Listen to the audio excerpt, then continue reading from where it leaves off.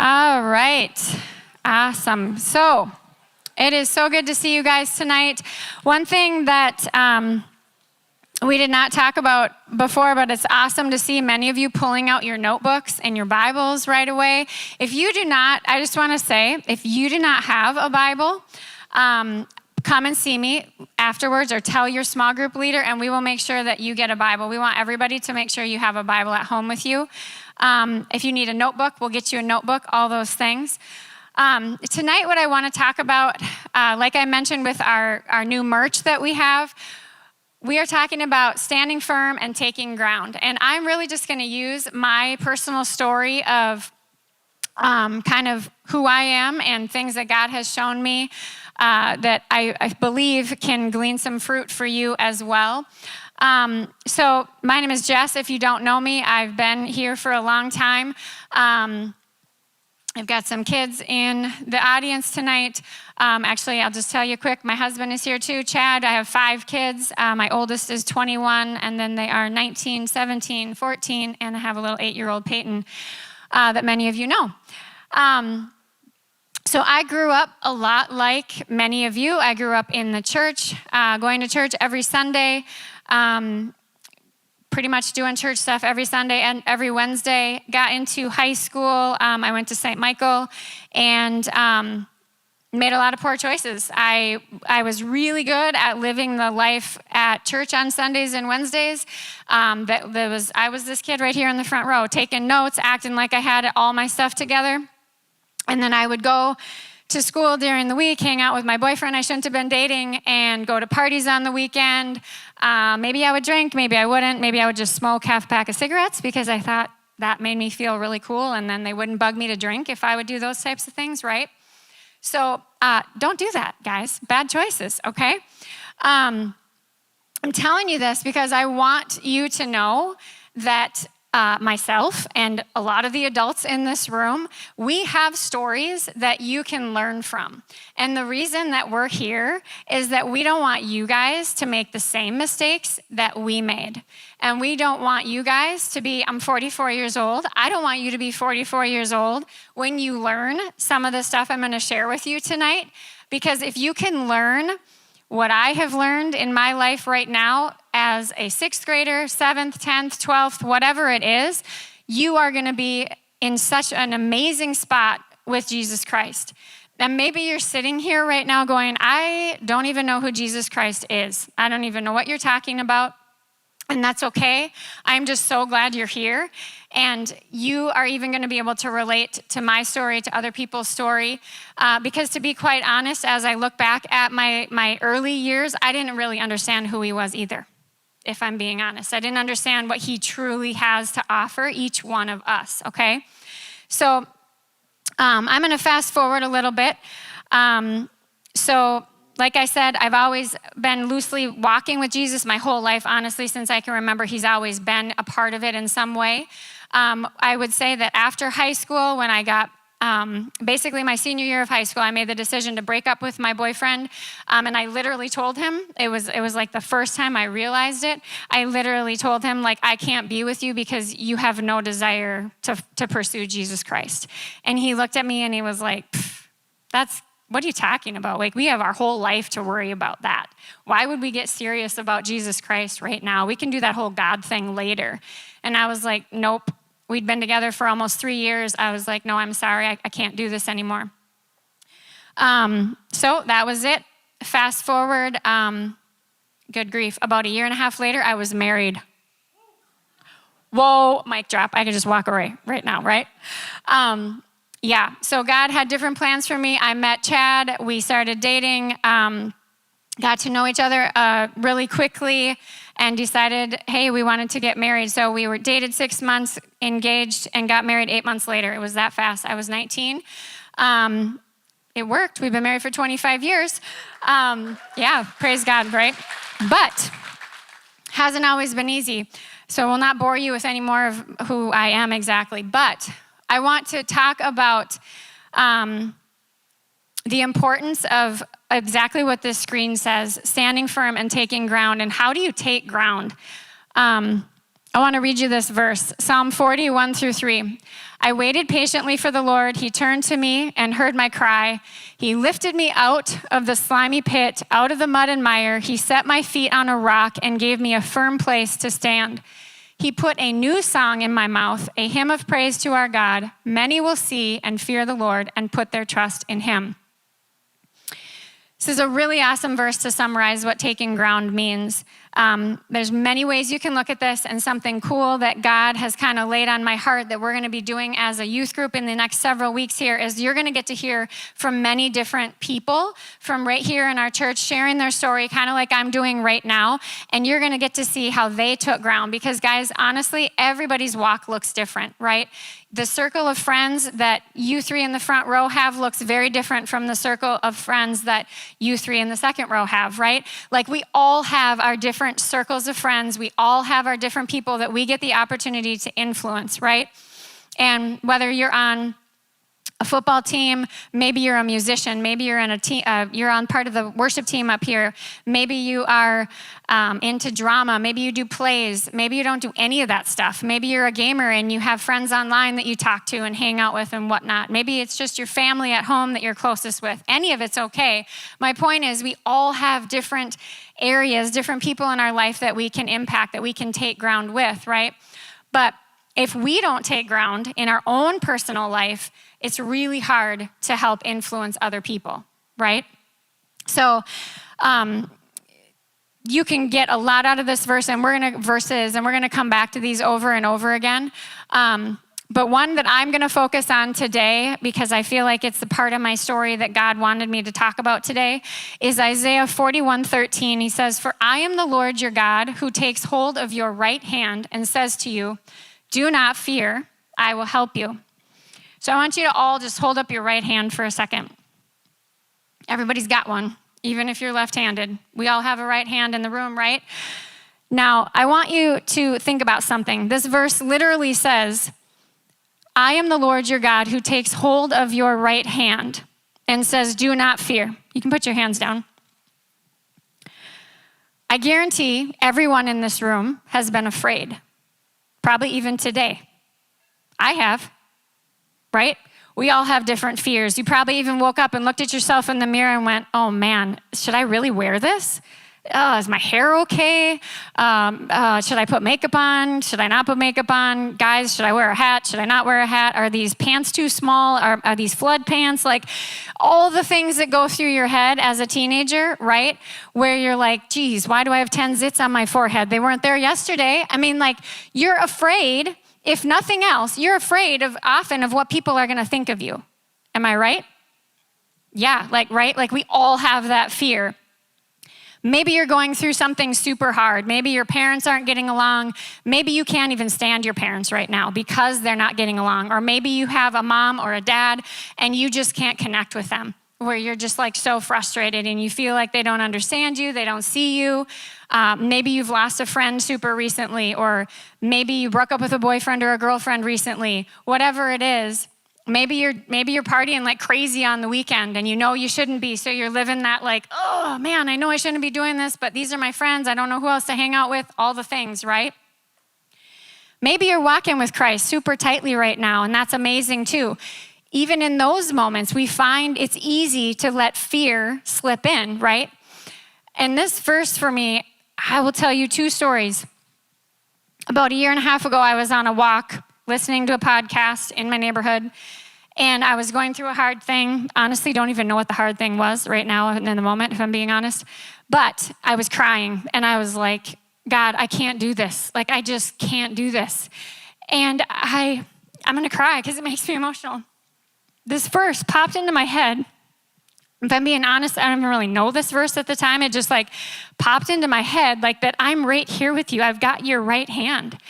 And I like turned to my right and there he was. Like I could see him, you guys. Like I could see what I would imagine Jesus Christ looking like.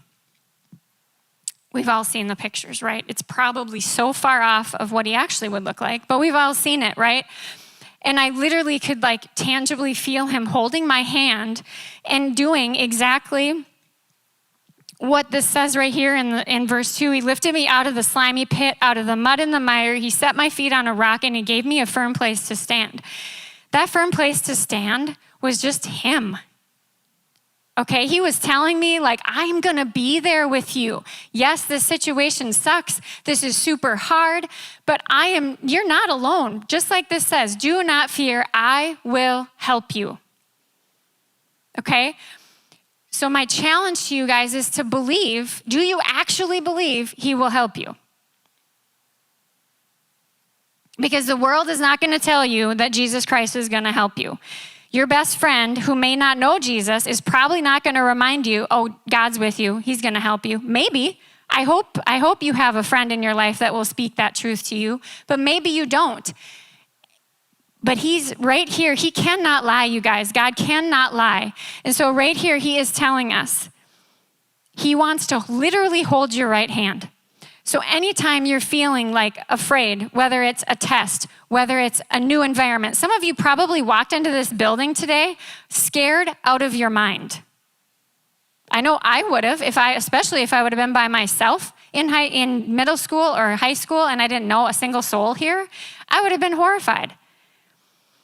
So kudos to you, number one, for coming here, and I hope you meet somebody that you can connect with tonight. But any situation you're in, whether it's anxiety, you don't have to believe that crap, you guys. You don't have to believe, oh, I'm anxious. I'm gonna have an anxiety attack and like falling down that road. And please hear me. I am not judging anyone that goes down this path because it's so easy to do. I want to encourage you to embrace this. When you feel that coming on, nope. Jesus Christ is right here. He is holding my right hand. He's going to help me, right? He's going to help me. Sports, whatever it is, you're super nervous before you go out on the volleyball court or the football field, whatever it is, he's right here with me. He's got me right here, literally visualizing it. I'm going to tell you another story that super recently I went to a prayer cabin for a few days. First time I've ever done this. It was super cool. I had wanted to do it. Sometimes, and I'll explain this a little bit for those of you who maybe are newer to following Jesus or maybe don't know him at all. Has anyone ever noticed that sometimes it's really hard to hear from God? Raise your hand if you think it's hard to hear from God. Yep. So one of the things that we have to do sometimes to hear from God is we got to get alone with God, right? A lot of us are probably not alone very often, and even if we're alone, we're on our phone, right? How many of you laying in bed, 10 o'clock at night, what are you doing? Good call, sleeping, watching something. What else are you doing? Homework. What else? Snoring at 10. Nobody's on their phone? Wow. I need to talk to your parents. Good job, parents. I'm proud of you. Anyway, my point is, even when we're alone, it is so tempting in this world that we live in to turn something on, whether it's a podcast or we're just going to stare at a show and binge watch for 5 hours that we've already watched 2 other times. And we're going to look at our phone and scroll through Instagram or start snapping people random pictures of the wall, like whatever, right? So my challenge to you is you got to get alone with God, okay? And why I'm telling you this is I go to this prayer cabin. It's literally this tiny little cabin in the middle of the woods. It's not weird, trust me. This is a place created for people to literally be alone with the Lord. So I go there. It's basically like you're camping. It's pretty rustic. Had to use an outhouse, all the things. So I go to this cabin. And I am going to be honest, super busy, and my brain is always going, I don't really have time for this. Am I really going to leave here? And then I'm going to be like, oh, great, my to-do list just grew by 25 items because I've been sitting here for 48 hours. This is how negative I was going into it. I was like, okay, God, I'm just trusting you that this is going to be worth my time alone with you. So I go, I get settled in, I start playing worship music. How many of you feel like worship music helps you get closer to the Lord, like opens you up to hearing from the Lord? For sure. If you've never tried it, I want you to try it. Even if sometimes you're feeling super anxious about something, I had to do this today. I was feeling super anxious about some things, And I just turned on Spotify in my office and blasted worship music. And before the first song was even done, it was like I could just feel peace coming over me. So I challenge you, if you can't sleep well at night, turn on some worship music. The enemy, like the negative thoughts and the junk, can't mess with you when your mind is being filled with worship songs, okay? So get your head out of the junk and focus on him, even just with music. So anyway, I start blaring music. And I'm just like, okay, God, I don't know what you want to do with me here, but I'm here. And keep in mind, somebody had just gifted this to me. They like the night before, they were like 10 o'clock at night, hey, my husband booked this for me. I can't go. I have too many conflicts. Can anybody take these 2 nights at this cabin? And I literally told my husband a couple months prior, hey, I really need to go to this cabin. I feel like God's telling me you need to go to this cabin. So I went. I was obedient, right? So I go and I'm like, I don't know what you're doing. So I'm literally worshiping, and all of a sudden I feel like I'm supposed to start like confessing sins. So you guys, I'm literally walking around this cabin, worship music blaring, and I just start confessing anything I've ever done wrong, literally. From the time I was a child, through my teenage years, anything I never felt like I confessed to my parents, anything I've never told my husband or my kids, or like things I felt bad about with decisions I had made, anything. I just started confessing like crazy and like, I'm so sorry, Lord, and blah, blah, blah, whatever. And all of a sudden, you guys might not know this about me, but I was told a couple years ago that I needed a hip replacement in my left hip. Super painful, can't do half the stuff I like to do, can't play volleyball, I like to play, all the things. And all of a sudden, I'm like confessing, and all of a sudden, I hear him like say to me, I want to heal your hip. And I was like, what? Like, I want to heal your hip. And so immediately I get that vision I told you about of holding my right hand. And so I'm like holding his hand, standing in this cabin all by myself. And he's like, put my hand on your hip. So I literally like put my hand on my hip. And all of a sudden I am like crying, and I'm like, he's healing my hip. And I'm just like receiving it like he's healing my hip. And my hip felt a little warm and funky. And all of a sudden I'm like looking like a complete lunatic. I'm like doing squats and lunges and like all these things that I've not been able to do because my hip wouldn't move. And so he healed me, you guys. He healed me in that moment by myself in that cabin. And that was not anything I did, right? That was him. That was 100% him. He wanted to heal me, so he chose to heal me. But if I wouldn't have been obedient and went to that cabin and got quiet with the Lord and was away and allowed him to start speaking to me, and here, I never would have had the opportunity, right? Like, we have to take some action too. Anyways, on that same cabin experience, I could tell you so many stories, and my children in the room are probably like, spare yourself, Mom. But it was an amazing experience. And why I'm telling you about it is because I wish I would have known when I was your age who Jesus Christ actually was and who God is, and like the power that we have in him, okay? I invited him into that space. That time in that cabin, I was literally like, okay, God, what are we gonna do now? Like, just me and you here. And he did so many cool things for me. And I left there a completely different person, if I'm being honest, and just so filled with peace.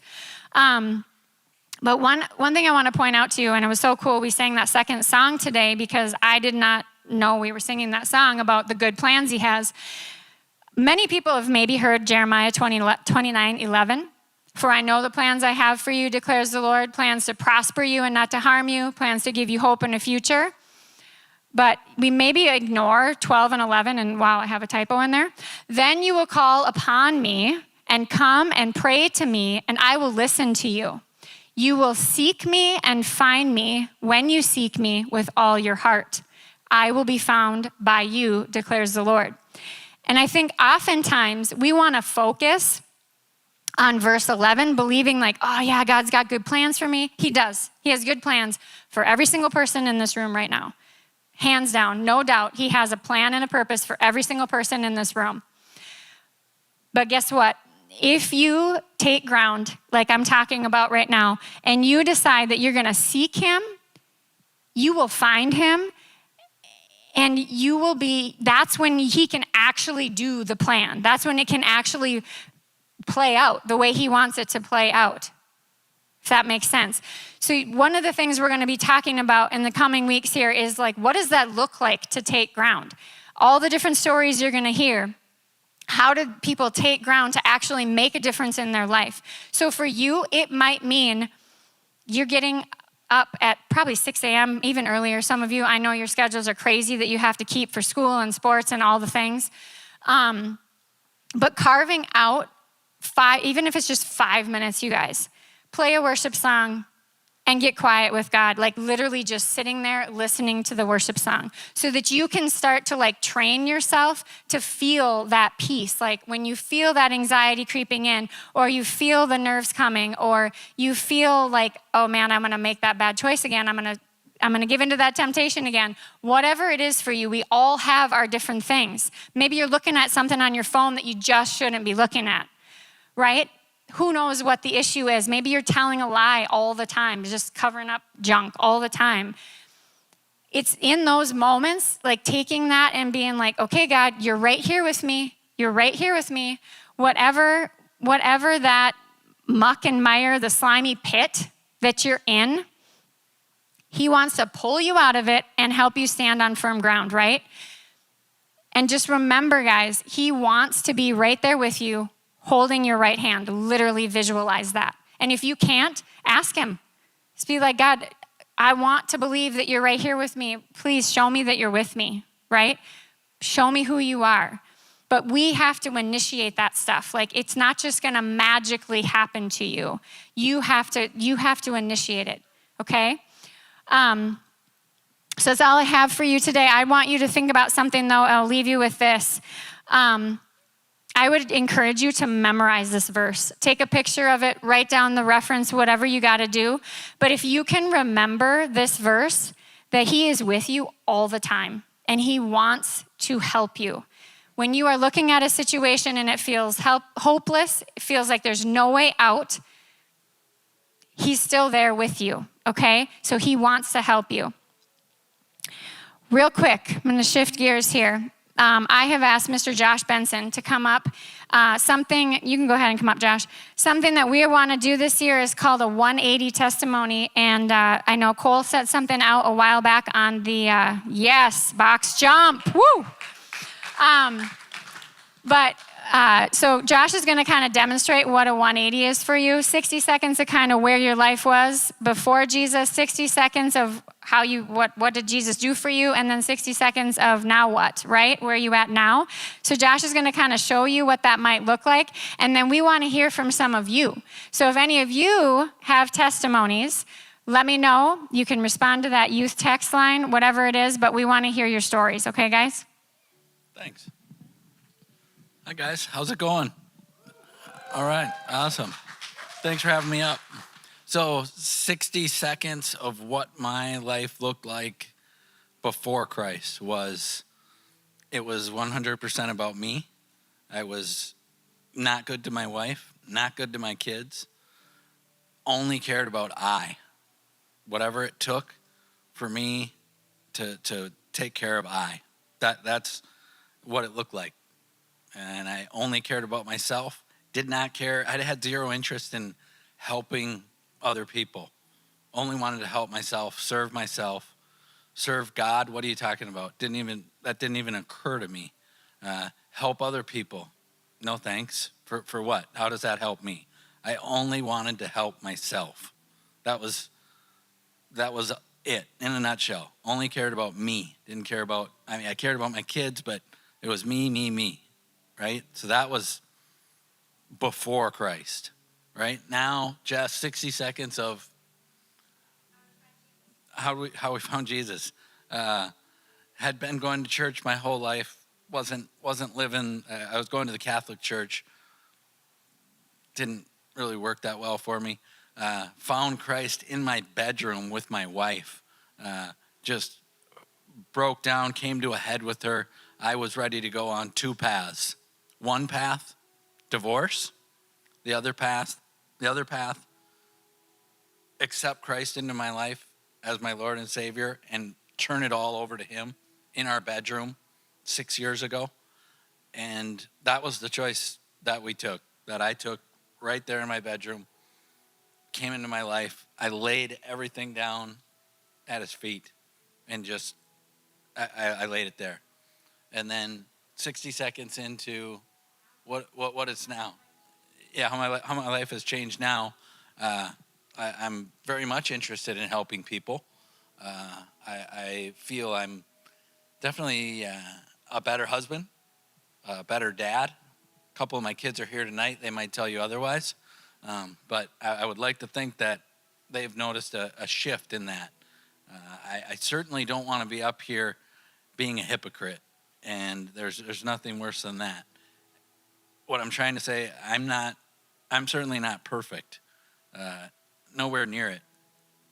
But my life now, compared to my life then, looks a whole lot different. And I'm in a much better spot now that I've given my life over to the Lord.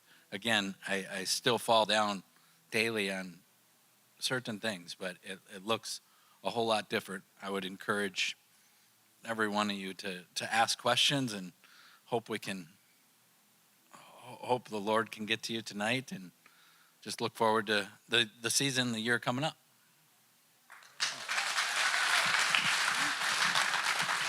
Awesome. Thank you, Josh.